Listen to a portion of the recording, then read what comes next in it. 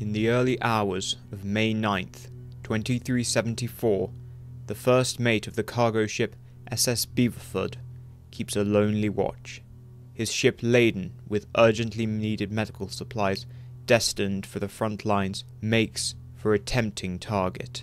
Yet the first mate is unconcerned. They are still far from the front lines, and Jem'Hadar raids have all but stopped after the Dominion retreat. With any luck, this war would be over soon, and he could go back to the comfort of the quiet Tyrelia Tesnia run. Suddenly, another ship appears on their sensors. It looks like another freighter on a parallel course, although travelling far faster. Curious, he consults his navigator, who tells him that there are no other ships with such a flight plan. Suddenly, the mystery ship changes to an intercept course, closing uncannily quickly. The first mate orders a red alert and tries to call for help, but their comms are jammed. No one is coming to save them. The Phantom closes to visual range, and the first mate puts it on screen with resigned curiosity, and the crew look on, transfixed in horror and awe by the ship that is their due, the Hutet.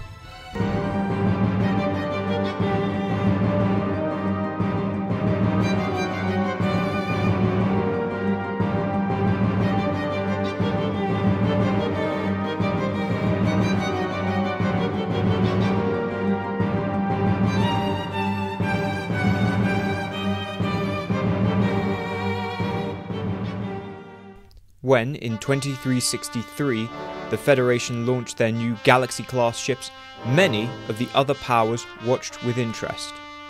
While the Federation had made no effort to keep the Galaxy and its remarkable capabilities a secret, it was viewed with skepticism by both the Klingons and Cardassians alike, who believed that such battleships were utterly impractical. However, the impressive performance and tactical capabilities of the Galaxy class proved them wrong, and soon enough the other powers would set about constructing their own battleships to match the Galaxy. However, the Cardassians, most of all, were anticipating a future conflict with the Federation, and so set their ambitions on something even greater. In their words, a Galaxy killer. And in 2365, the Central Command issued a requirement for such a vessel. Yet, designing and building such a ship was no mean feat. For the ship to carry the firepower to outgun a Galaxy class, it would have to be over 800 meters long, far larger than any other Cardassian ships in service, necessitating the construction of an entirely new dry dock facility to house such a vessel. New power plants and engines would have to be developed solely for this Leviathan ship. It was a construction project unprecedented in Cardassian history. Due to the scale and ambition of the project, it was naturally beset by numerous delays and setbacks, both practical and political. The Hutet was not without controversy. Many, both military and civilian alike, viewed it as an ill-conceived vanity project by the Central Command that would be of little use and a significant drain on resources. Nevertheless, in 2369, the hull was laid down and construction began.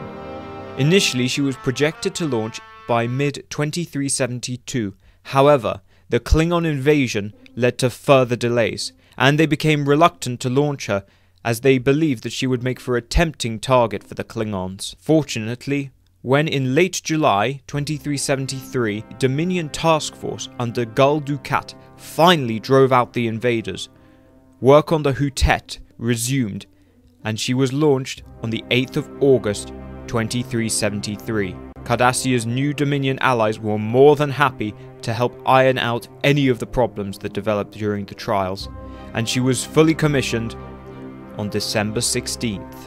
And with tensions between the Cardassian Dominion Alliance and the Federation Klingon Coalition mounting, the Hutet would likely soon see action. However, the Dominion Vorta planners soon arrived at the same conclusions as many of the Hutet's detractors.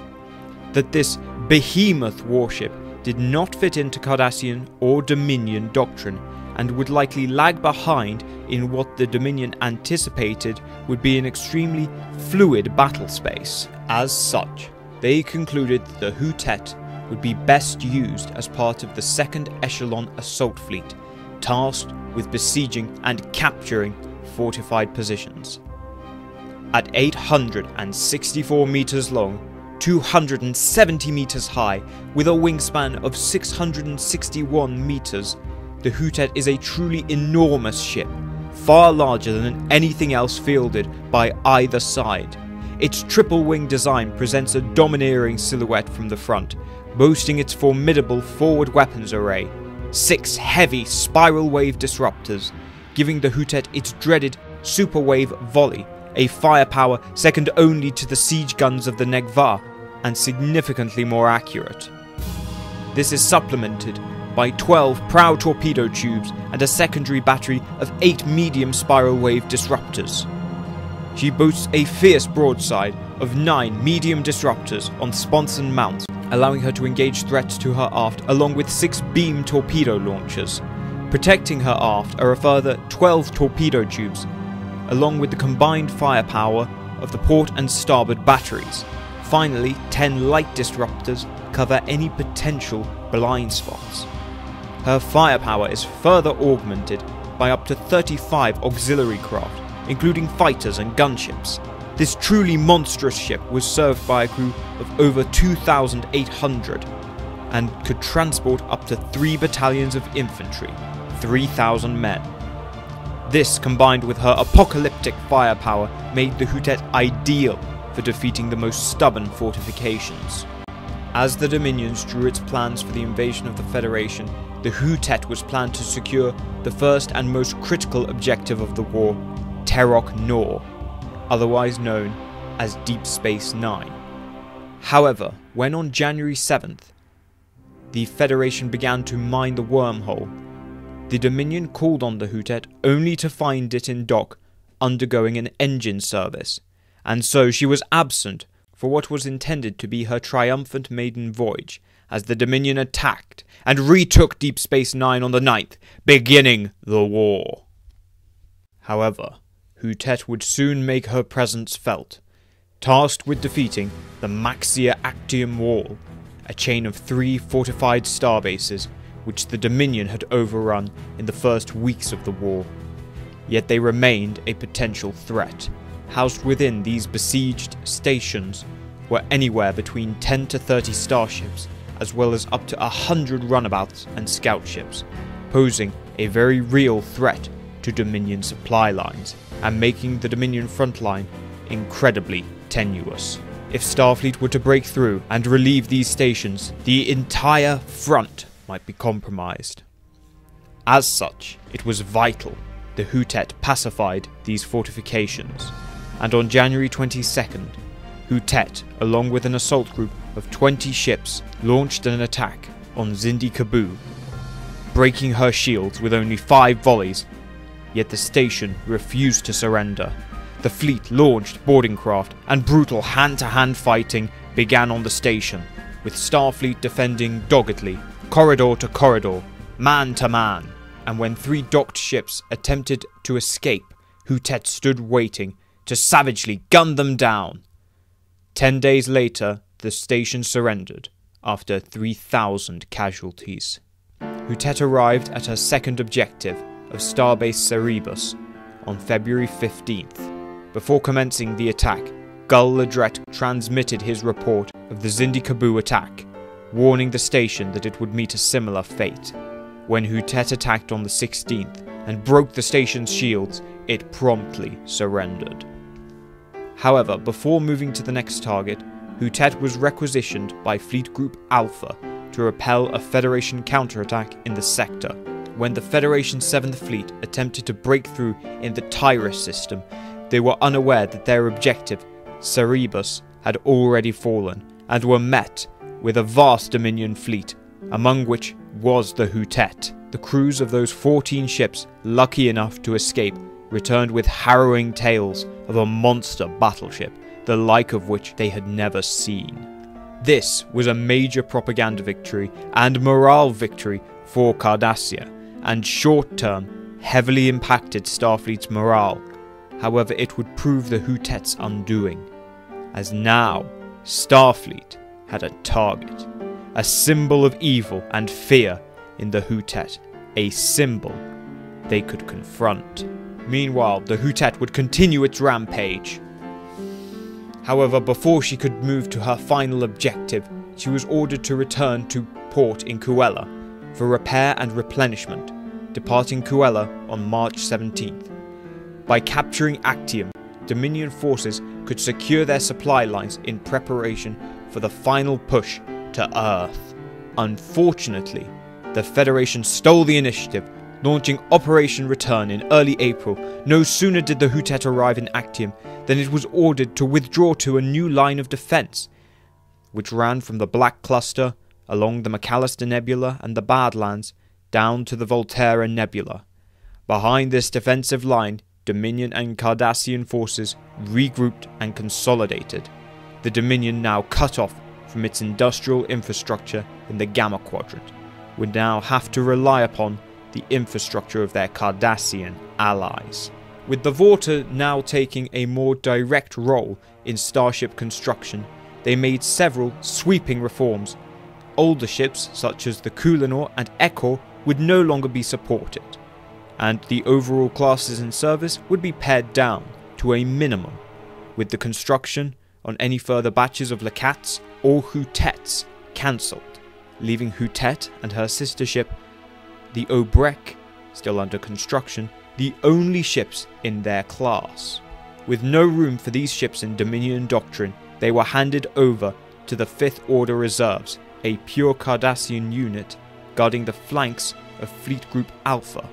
However, it would not be long before the Hutet was on the offensive yet again. What the Dominion needed was breathing room while they consolidated their infrastructure, something the Hutet could give them. Keen to make amends to the Dominion after their defeat at Bajor, the new Cardassian leader, Legate Damar, ordered a bold new operation, codenamed Rishkatar, which loosely translates as Locust Swarm, in which a total of 100 Cardassian ships, mostly Lakats, Kulanors and Ryzalaks, would infiltrate behind enemy lines and wreak havoc on supply lines, preventing any further Federation offensives. Hutet was part of this force, and she was ordered, along with her escort, Mirza Udred, one of the last Galor Mark IIs, to infiltrate Federation space via the Black Cluster, there to operate as she saw fit. While Hutet was a large warship, she was not entirely unsuited to this mission. She was among one of the faster ships in the fleet, but also one of the more stealthy. Her quad tail fin design allowed her to disperse her warp trail. Her warp coils could be easily reconfigured to mask her signature, and she carried one of the more advanced systems, a transponder spoofer, allowing her to hide in plain sight. She was also well equipped as a hunter, boasting a powerful long-range sensor array as well as a state-of-the-art transceiver, originally intended for her role as a command ship, now repurposed as a means of tracking local communications and allowing her to silence the distress calls of her victims. Hutet and Mirza Udred left port on the 1st of May to begin their mission, claiming her first kills on the 9th of May, destroying 5 civilian freighters. 2 days later, she struck again, destroying 2 Starfleet transport ships. Only when these ships were logged as overdue on the 16th of May did Starfleet investigate, dispatching 3 O-berths. On the 19th, the USS Davis discovered the Hutet in the Morkin system, successfully transmitting her findings before suddenly going silent. While Davis had been destroyed, it had done its duty. The hunt was on. Galaxy Wing Victoria, under Commodore Holland, was ordered to divert from their frontline position to intercept the Hutet. Holland attempted to cast a wide net, splitting his wing into 4 pairs, which in turn launched their shuttles to further increase their scanning range. Even so, it seemed they were too late, and that the Hutet had slipped through their fingers. Luckily, USS Queen Elizabeth detected something unusual. Two Lessepian freighters on an intercept course with an antimatter tanker. Her curiosity roused, she, along with her partner, USS Artemis, set an intercept course and engaged at maximum warp. Seeing the two Starfleet ships bearing down on him, Gul Ladret knew he could not outrun them, yet confident in his mighty ship, he turned to face them head-on. On May 24th, at 05:37, Queen Elizabeth reported that she had engaged the Hutet, launching a torpedo volley at 05:52, along with the Artemis, launching a total of 14 torpedoes. Hutet responded with 12 of her own, directed at the Artemis. Ladret then ordered Mirza Udred to concentrate fire on the Artemis, as she closed to disrupt her range with the Queen Elizabeth. And while Elizabeth struck first, opening fire with 8 of her phaser arrays, it was the Hutet who had the final word, opening fire with her heavy disruptors. The first 4 hits breaking Elizabeth's shields, and the last 2 fatally wounding her, detonating her torpedo magazine and vaporizing her. With that, the Artemis retreated at warp at 0600, allowing the Hutet to escape. However, the battle had taken its toll on the Hutet, with light damage to her engine assembly. While not critical, it prevented them from reconfiguring the warp coils, so Starfleet now had her sent. Additionally, upon firing her heavy battery, Hutet had suffered a thermal overload, fusing several EPS junctions that ran to the primary targeting array, reducing her accuracy at range. With their cover blown, Hutet and Mirza Udred split up, with Hutet setting a course for the Romulan border, as Ladret knew that Starfleet would not follow him. Upon receiving Artemis's report, Holland concluded that Hutet would likely try to run for the Cardassian border, not realizing that Hutet was in fact travelling in the opposite direction. She might have made the border, however, at 12:38, Gul Ladret transmitted a message to High Command informing them of their desperate situation, and his plans to make port in Nelvana. Unfortunately, this transmission was intercepted and traced by the USS Turing, prompting Holland to turn his ships around, yet, even at maximum warp, they would not be able to catch it in time, and so the responsibility would fall to Commodore Walker, in command of the 6th Fleet Light Reserves.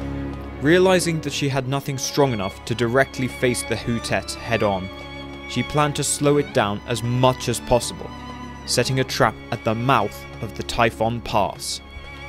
At 2000 hours on the 26th, Hutet detected 4 Cheyenne-class frigates warping to intercept, one on each axis, moving to attack from the front, side, and from below, with the 4th shadowing her on a parallel course. While outnumbered, Hutet retained the advantage, hitting the lead ship with a full salvo of 12 torpedoes to her mere 3, destroying her. Tsonga then cut across the Hutet's Z-axis, only to be met with a broadside of 6, knocking her out of warp. As the Swazi made her run, landing hits on the Hutet's ventral quarters.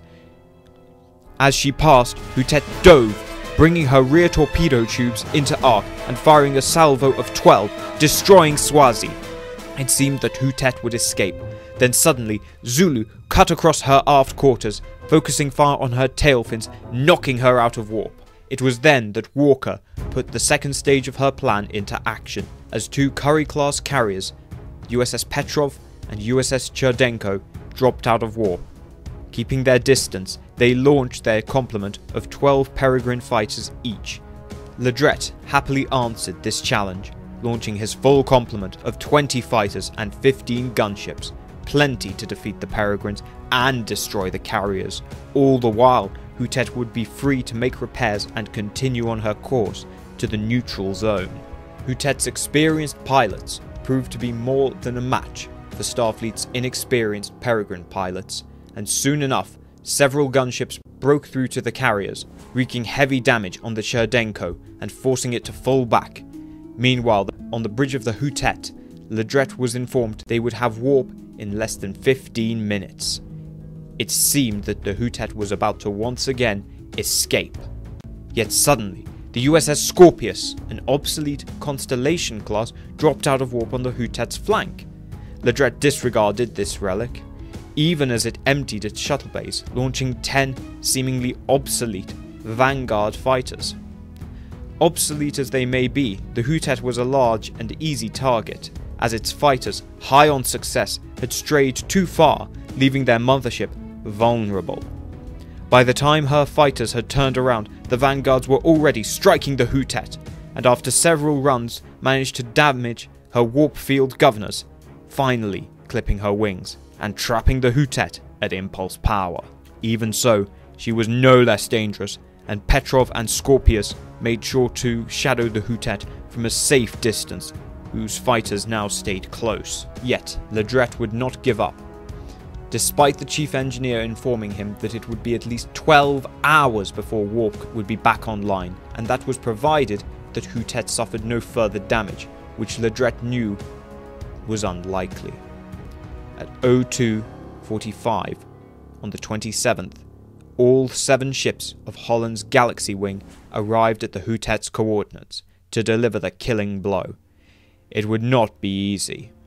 Hutet's shields were near full charge, and most of her weapons were still online. Holland hailed Hutet, begging Ledret to surrender and spare any further bloodshed. Unfortunately, Ledret and his crew were spoiling for one last fight.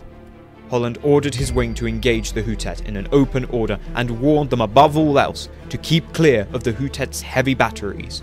Even so, for 2 hours, Hutet gave as good as she got, landing several shots with her heavy guns, forcing the targets to temporarily fall back. At the same time, her torpedo launchers and medium batteries fired non-stop, desperately pummeling away at the circling battleships, fighting to the very last round, disabling the King George and the USS Mersey, and heavily damaging the 5 other ships. Finally, at 04:52, with her shields gone, hull breached, weapons depleted, and torpedo magazine empty, Ledret ordered his crew to abandon ship, remaining behind to carry out the self-destruct. Whilst several pods were recovered by Starfleet, they were forced to withdraw to a safe distance, as the Hutet's giant warp core exploded in spectacular manner, likely vaporizing any pods left nearby. However, they were unable to scan the wreckage, with long-range sensors now detecting 3 Dominion raiding parties, which they were in no state to repel. And so Holland ordered the fleet to make port at Starbase Omicron, having successfully defeated the Beast. Of Hutet's 2,800-man crew, only 115 survived. And when 3 days later the USS Eclipse arrived to search the wreckage, there was none to be found. This would lead many to believe that the Hutet was still out there, a phantom. Regardless, the destruction of the Hutet marked a significant milestone in the war. In the Federation, it was greeted as another great victory, vanquishing what had been a symbol of fear. However, the Cardassians regarded it as a heroic last stand, fighting against impossible odds to their bitter end. Yet their Dominion allies regarded the event far less romantically, instead regarding it as yet another example of Cardassian incompetence, and in their minds, it validated their previous criticisms of the Hutet. In the post-war years, the Hutet would remain a prominent symbol in the Cardassian psyche, as a symbol of Cardassian independence and strength, separate from the Dominion. Whilst historians continue to debate to this very day the impact of the Hutet and its role in the larger war, there can be no doubt that as a symbol, she has fulfilled her duty as a source of pride and confidence for the Cardassian people. For generations to come, the tale will be told of the great hunt for the Hutet.